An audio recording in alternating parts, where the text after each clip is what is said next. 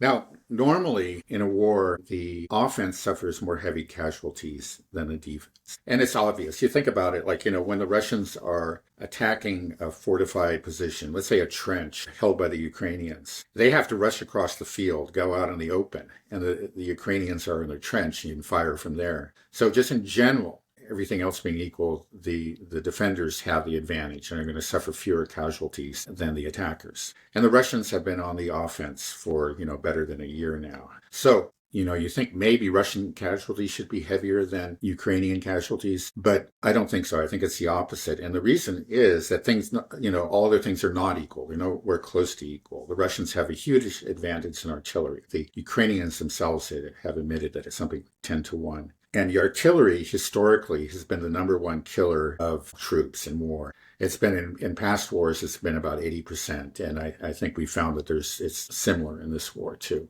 So I imagine that drones are starting to eat into that.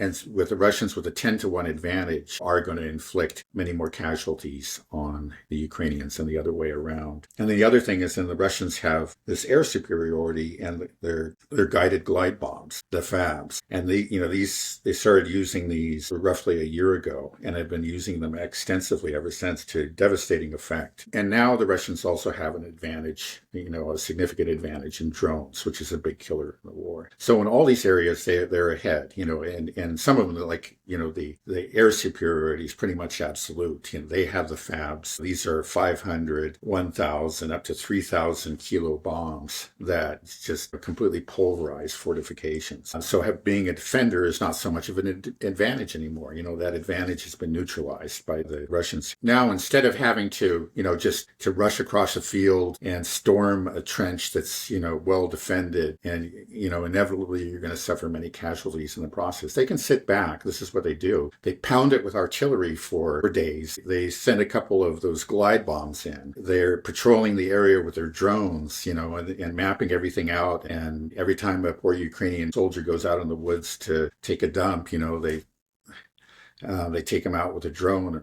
When they're convinced that the Ukrainians, the forces have been attrited, down to a level where they really can't defend themselves anymore, then they go after them. And they used to go in these infantry fighting vehicles or tanks. And that's not the way that usually storm a trench or a fortification anymore. They actually get on electric motorbikes and they don't go in a straight line. They come in from many different directions and, attack at once. And that makes things much more difficult for the Ukrainians. This is what the Ukrainians themselves say.